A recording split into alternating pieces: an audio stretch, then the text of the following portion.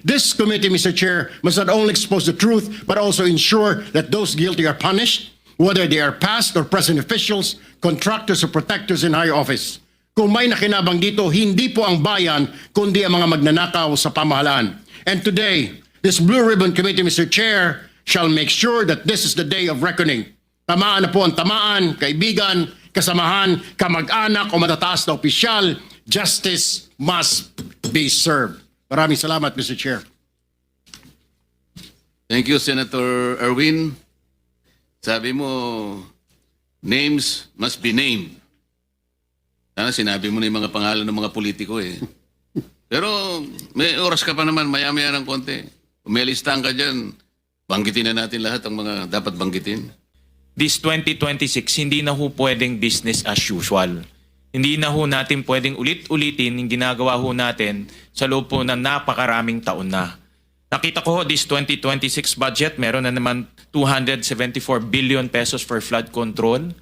Hindi ho kami magdadalawang isip, i-zero ho to at ilagay na lang ho sa mga eskwelahan kung ang itong flood control ay magiging ampaw lang na flood control at hindi ho magiging epektibo.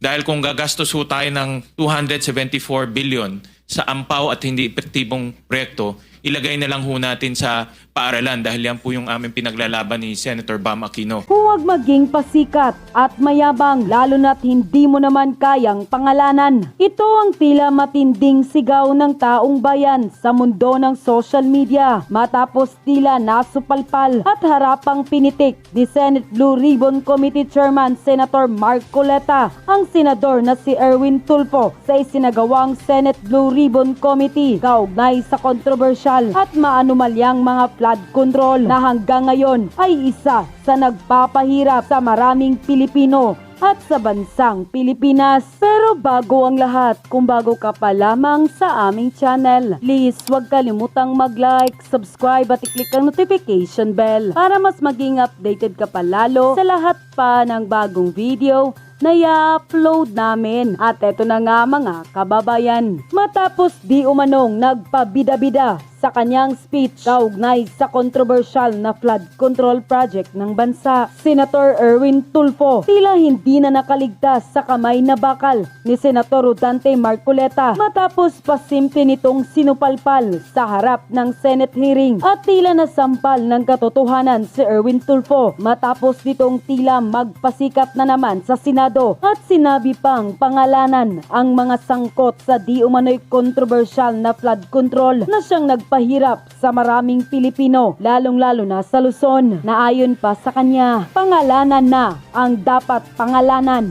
Matapos ang tila matapang na pahayag na ito na Erwin Tulfo ay hindi na nakapagpigil ang Senate Blue Ribbon Committee Chairman na si Senator Rodante Marcoleta na harapang pinitik agad mismo sa hearing si Erwin Tulfo sa mga pinagsasabi nito na pangalanan na ang dapat pangalanan. Buwelta pa at pasimpleng pitik ni Senator Rodante Marcoleta kay Erwin Tulfo, di pangalanan mo na ayon sa ilan nating mga kababayan. Para bagang ang ibig sabihin daw ni Rodante Marcoleta, mga kababayan, ay ang dami mo namang satsat, di pangalanan mo na. Narito ang full video kung saan paano pasimpleng nasunog sa harap ng isinagawang pagdinig ni Senator Erwin Tulfo sa usaping flood control ng bansa. Narito't panoorin ang full video.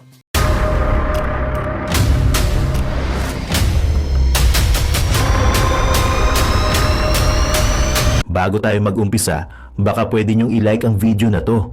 Malaking bagay ang like sa aming mga content creators. Maraming salamat po.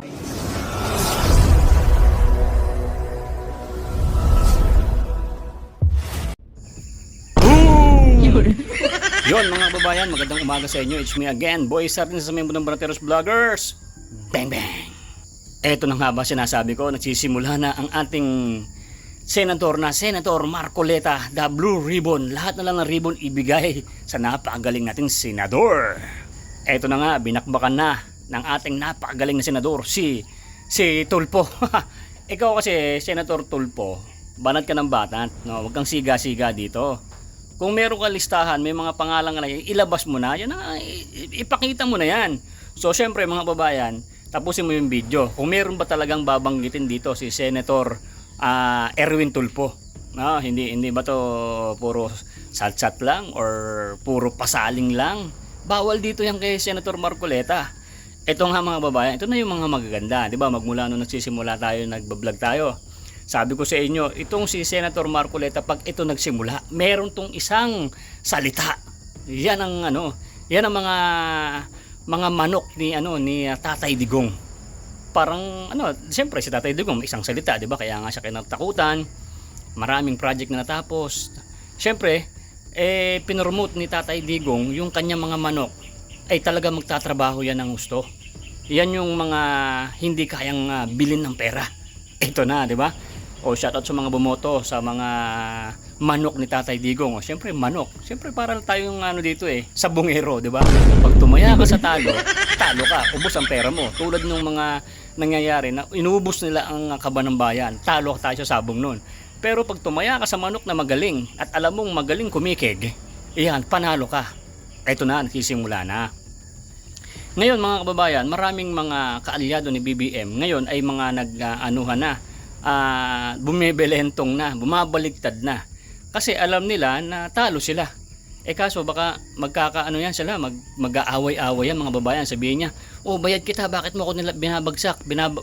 Bakit mo ako binabaligtad? Alam na. Wala na kaming kasalanan dyan. Kayo na yung nag-uusap-usap dyan. Kami nanonood lang kami sa mga nangyayari dyan sa loob ng Senado. Eto na mga babayan, no? Dahil nga sa nangyari sa usapan about dito sa sa flood control. Grabe, bilyon-bilyon, may trilyon pa. Ito napanood nyo naman. May nagsalita din si Congressman, yung kasing gwapo natin. Di ba?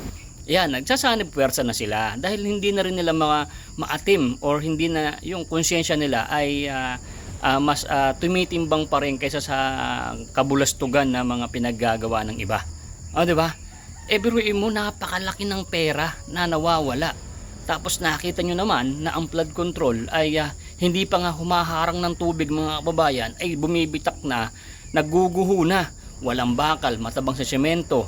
My God, tapos napakalaki ng project na pinondohan ng bilyon, trilyon, my God. Tapos tayo ay lumulubog pa rin sa baha. Ito na mga kababayan ang sinasabi natin. Hanggang sa huli, samahan natin si Senator Marcoleta at lahat ng mga kanyang mga kaalyado. Sa lahat ng mga bumabaligtad sa pamumuno ni Pangulong Marcos, shout out sa inyo. Galingan nyo pa. Huwag yung pakitang tao, huwag yung pag-plastic. Anuhin nyo naman yung timbang ng mga tao. Di ba? Binoto ho kayo dyan para hindi magpayaman. Binoto ho kayo dyan para paunlarin ang Pilipinas. Hindi yung paunlarin ang inyong bulsa. My God. Di ba? So ganito mga babayan, panoorin nyo po itong full video na to.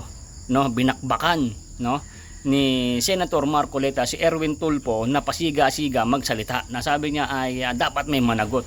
May listahan ka pala, ilabas mo na.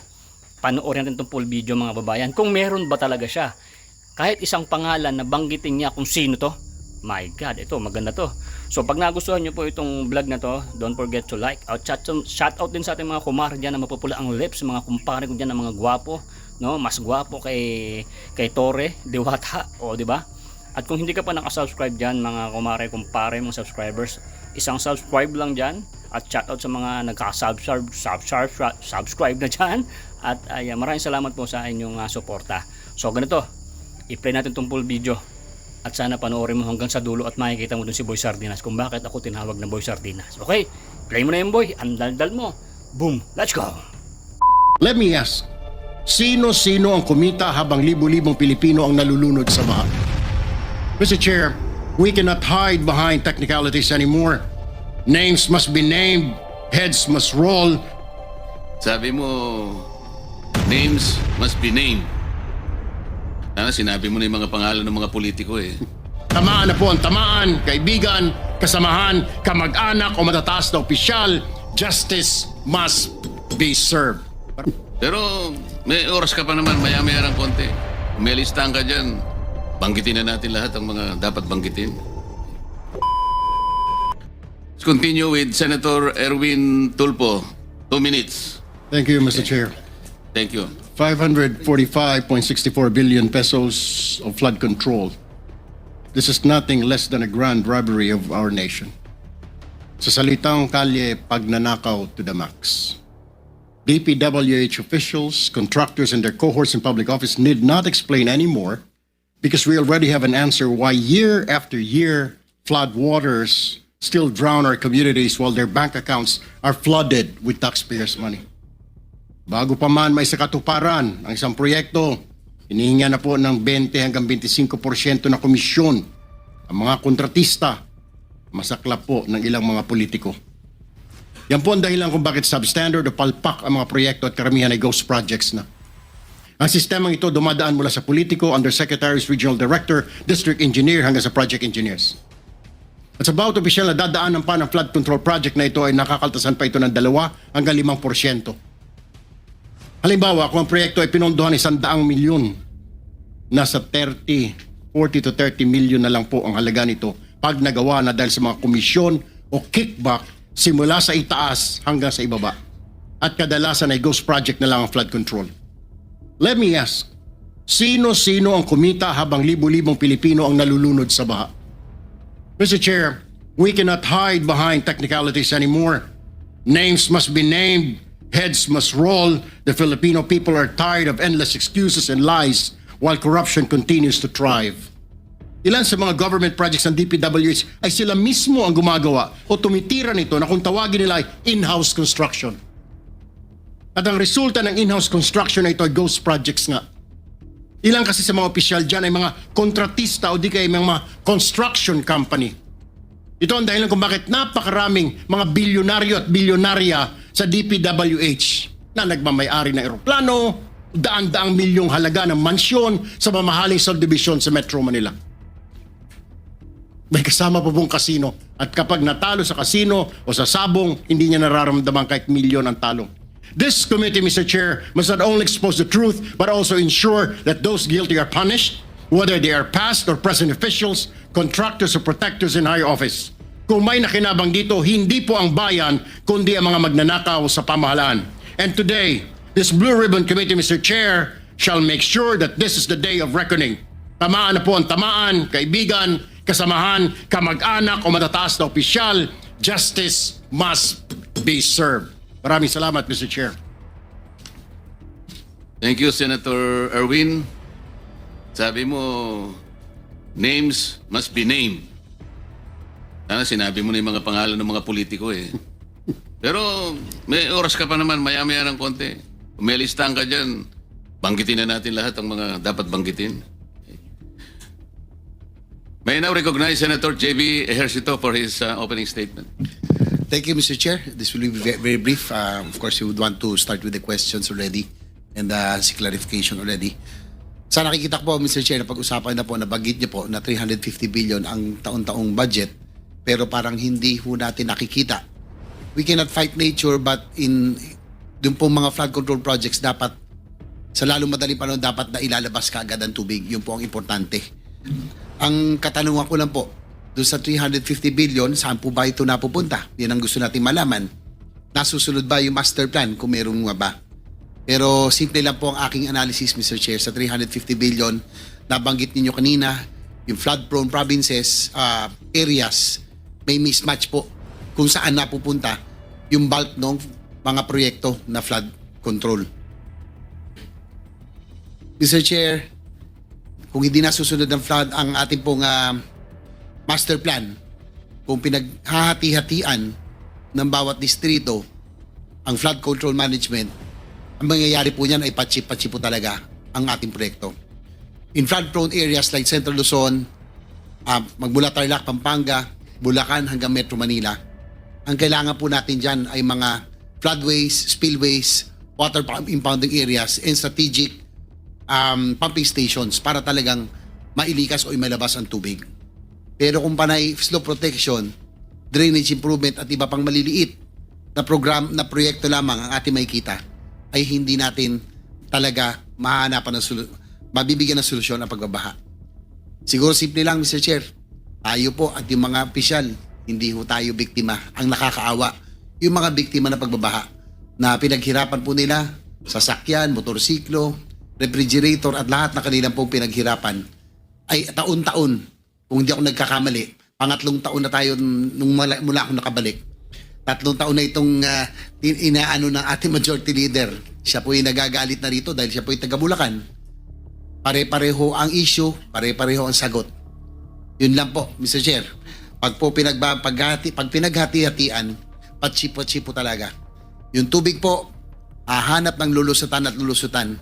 Yung hindi po buo ay talagang magbabaha pa rin. Maraming salamat, Mr. Chair. Thank you, Senator JV. I forgot the tradition. I'm sorry, I'm a neophyte senator. I am guided by the tradition that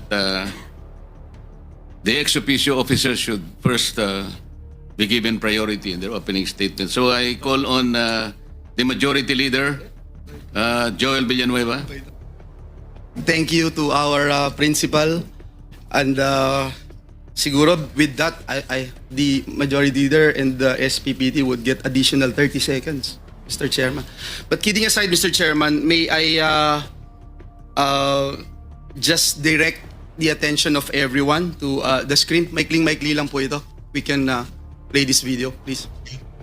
Palpak ang ating flood control program. Meron po tayong 183 billion na budget ang DPWH alone. Hindi kasama ang DENR, hindi kasama ang ilang ahensya ng pamahalaan. And yet, tingnan nyo, dito sa Bulacan, about 1.7 billion. Pero halos lahat ng towns, lubog. Dito sa Kalumpit, lahat ng barangay, lubog. Dun sa Hagonoy, lahat ng barangay, lubog. Mr. Chairman, ito pong video na ito ay hindi ngayong taon, hindi nung isang taon, kung hindi almost more than 2 years ago, Mr. Chairman, August 1, 2023. Kasama po dun sa video na yon, yung aming gobernador, Governor Daniel Fernando, Mayor Lem, na Kalumpit, Bulacan. And just recently, the President went there. Kasama pa rin si Governor at si Mayor at nakita pa rin, Mr. Chairman, na wala hong nangyayari and it's getting worse. Another video that I'd like to share, Mr. Chairman, can we play the next video? Very short lang, Mr. Chair. Pero wala ko silang Si Senate Majority Leader Joel Villanueva gigil na gigil dahil drawing lang umano ang napala sa apela nilang proyekto kontra baha. Gayong may 183 billion pesos na pondo ang DPWH ngayong taon. Nagboto po ako ng feasibility study. It took them 2 years bago magawa yung feasibility study. After na magawa yung feasibility study, ginawa ba? Hindi po. Ngayon ba ginagawa? Hindi din. Pero bukod sa flood control budget, meron ding flood mitigation at foreign assisted project funds ang DPWH na pag pinagsama-sama, papalo sa 280.6 billion pesos ngayong taon at 265 billion pesos sa 2024. Mr. Chairman, August 9 po yan, 2023. 2025 na po ngayon, Mr. Chairman. At nakakalungkot po, Mr. Chairman, dahil sabi nga po ni Senator JV, 3 taon na po na para ho akong sirang plaka, paulit-ulit ho dito. And that's why I thank you, Mr. Chairman, for calling this hearing, because I know that a lot of people, especially our people from the great province of Bulacan, are expecting results. Last na po, Mr. Chairman, meron pa pong isa na binanggit tayo dito sa bulwagang ito, if we can play it. Just few seconds.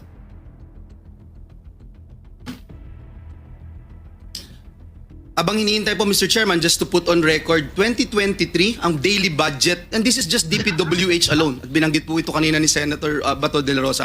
In 2023, just DPWH alone, 1.079 billion a day budget. A day budget. 2024, DPWH alone, 1.342 billion pesos a day budget. 2025, this year, Mr. Chairman, 1.377 billion pesos a day budget. A day budget, DPWH alone. In the NEP for this coming 2026, in the NEP, 1.08 billion pesos a day again in the DPWH alone, Mr. Chairman. Can we play this video, please? Management National Government Budget. Ngayong taon po, 2024, mas mataas po ang inilaan na budget ng Kongreso para sa DPWH alone. Dito po sa flood management, nasa 1.35 billion kada araw. Meron po ang DENR, meron din po ang MMDA, meron din po ang PAG-ASA, meron din po ang Climate Change Commission. Aabutin po ito ng 1.44 billion kada araw. Hindi na po band-aid solution ang ating kailangan. Hindi po natutuwa yung mga kababayan natin na dinadala natin sila sa evacuation center.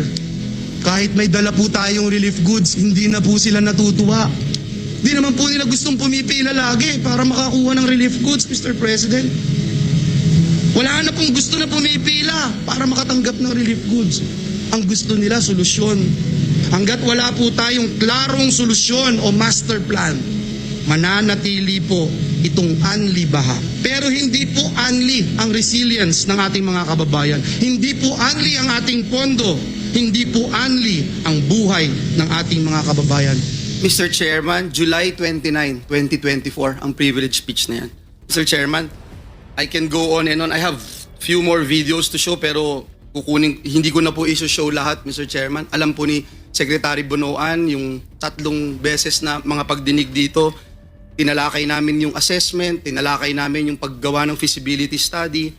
Ang sakit lang, Mr. Chairman, is that for the past 4 years, 1 billion a day DPWH budget lang for flood control.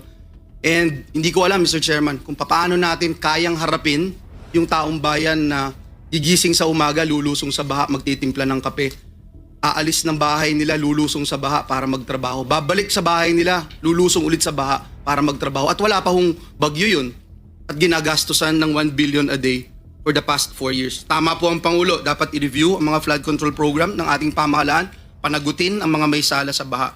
Mr. Chairman, dear colleagues, ako na ho yung makikiusap personal muli sa 3 taon na ito na may mangyari na po sa ating mga ginagawa dito dahil uulitin ko, hindi ho unli ang pasensya ng ating mga kababayan. Maraming salamat, Mr. Chair. Thank you, Senator Joel. The next is Senator Jingo Estrada, Senate President pro tempore. Thank you, Mr. Chair. I will just waive my opening statement. I would like just to ask one question. Are the contractors that were invited by this committee present? Are all of them present here? I think 11 responded, but only 7, according to the Director General, managed to send representatives. Why, what happened?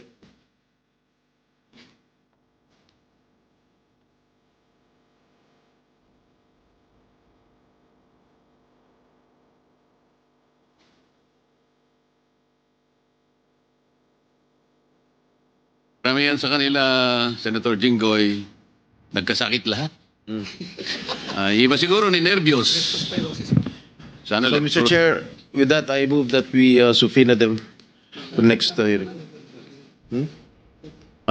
ng motion si Senator Bato na So I will just waive my opening statement so we can proceed with the questioning of these officials concerned. Mr. Chairman, just a quick intervention to the subpoena. May I recommend to our the Senate President pro tempore to subpoena the owners of the corporations, not merely representatives. Kasi subukan na natin dito yan, pag representatives, wala hong isasagot ho yan. So doon po sa General Information Sheet, the Articles of Incorporation, nakasulat ho doon sino may-ari, papuntahin ho yung may-ari at saka presidenta ng kumpanya. I so move. Yes, I agree with the suggestion of Senator Gatchalian. I second the motion. as practicable, let us invite the owners, the head, the most responsible officer of the corporations involved. Pero kung halimbawa talaga namang may legal excuses, ang ipadadala nila somebody who can bind the corporation, yung makakasagot din sa atin, to be practical. So, I will now call Senator Mark Villar for his opening statement. Thank you, Mr. Chairman. Very short lang, I just like to express my support to the committee dahil napaka-importante po ang layunin ng ating hearing ngayon dahil kailangan natin malaman kung ano nangyari, kung anong dapat gawin para ma-maximize yung budget sa flood control. Ang Pilipinas po ay napaka-prone sa baha. In fact, just this month, nung nakaraang buwan, nagkaroon tayo ng bagyo at halos 3 milyong pamilya ang apektado. So, base po sa karanasan ko bilang Secretary ng Public Works, napaka-importante po ang master planning sa flood control. Kasi pwede mong ayusin isang section at bibilis yung daloy ng tubig, pero pagdating sa ibang section na walang flood control, maiipon yung tubig, mas lalala yung baha sa ibang areas. So, napaka-importante po na magkaroon tayo at suportahan natin ang mga master plan flood control projects. And there are master plan. I am aware, may mga master plan talaga sa DPWH. Some of them are foreign-funded master plan. Some of them are each floodwater basin na may master plan. So, importante po, para sa akin, yung pondo ng taong bayan ay dapat nakatutok sa mga master plan projects ng DPWH. And of course, on the issue of yung mga substandard, of course, we have to push for more accountability sa mga projects. Dapat dagdagan pa yung mga measures natin para hindi na maulit yung mga substandard projects na nung nagkaroon ng inspection si President Marcos na nakita siya mga substandard, ay yun ang kailangan natin solusyonan sa lalong madaling panahon dahil that's very unacceptable that we have substandard projects. So again, maraming salamat po Mr. Chairman, and of course I'd like to thank all those who are joining us today for this committee. Thank you, Senator Mark. I now call Senator Gatchalian. Maraming salamat, Mr. Chairman. Kami rin po sa Valenzuela, hindi rin po kami ligtas sa pagbabaha. Noong 2024, kami rin po ay nagkaroon ng halos 2,000 na mga evacuees dahil binaha ho kami sa Bagyong Carina. This year, another 2,000 rin po dahil binabaha ho kami ulit. At sa pag-ikot ho namin sa iba't ibang parte ho ng ating bansa, katulad po sa Bulacan, sa lalawigan po ng ating majority leader, sa Kalumpit at sa Hagonoy, ganun rin po ang nararanasan ho nila. Hindi lang isang beses, hindi lang dalawang beses, napakatagal na ho, dekada na yung nararanasan ho nila sa baha. At kaya ho ang aking pakiusap kay Secretary Bonoan, dahil nandito ho siya, this 2026, hindi na ho pwedeng business as usual. Hindi na ho natin pwedeng ulit-ulitin yung ginagawa ho natin sa loob po ng napakaraming taon na. Nakita ko ho, this 2026 budget, meron na naman 274 billion pesos for flood control. Hindi ho kami magdadalawang isip, i-zero ho to at ilagay na lang ho sa mga eskwelahan kung ang itong flood control ay magiging ampaw lang na flood control at hindi ho magiging epektibo. Dahil kung gagastos ho tayo ng 274 billion sa ampaw at hindi epektibong proyekto, ilagay na lang ho natin sa paaralan dahil yan po yung aming pinaglalaban ni Senator Bam Aquino para po makumpleto na ho natin mga pagkukulang ho natin sa ating paaralan. Sa loob po ng 5 taon, from 2022 to 2025, dumastos na po ang gobyerno ng 1.4 trillion pesos in terms of flood control projects. 1.4 trillion pesos, 1/6 of our budget pumunta ho sa flood control projects. Pero wala hong nakikitang resulta at hindi nararamdaman po ng ating taong bayan. Kaya ang aking pakiusap po kay Secretary Bonoan, tama na ho yung paulit-ulit na problema dahil nasasayang po yung ating pera. At ang tao mawawalan ng tiwala at kumpiyansa sa pagbabayad ng buwis. Kung makikita ho lang nila na yung binabayad nilang buwis, pupunta lang po sa mga ampaw at hindi epektibong project. So mamaya mga nakitang mga problema sa pag-award nitong mga proyekto at ipapakita ko na lang ho mamaya, Mr. Chairman. At yun na nga mga kababayan, ano na ang masasabi mo? Kung mayroon kayong hinaing at komento patungkol sa balitang ito, please comment down below. Pag-uusapan natin yan sa comment section. At kung nagustuhan nyo ang video, ay huwag kalimutang mag-like at i-share na din para mas marami pang makaalam at umabot ito sa marami sa ating mga kababayan. Maraming salamat po. Mabuti pa ang sardinas may label. Tayo, wala. Oo nga pala. Nay, ito na yung bayad ko sa isa, ano? O, kunin mo yung isa. Isa muna, yan o. Tapos, isa pa, di ba? 4 dapat na sardinas eh. O, yan. 3 na. Pang-4 na sardinas. Okay na.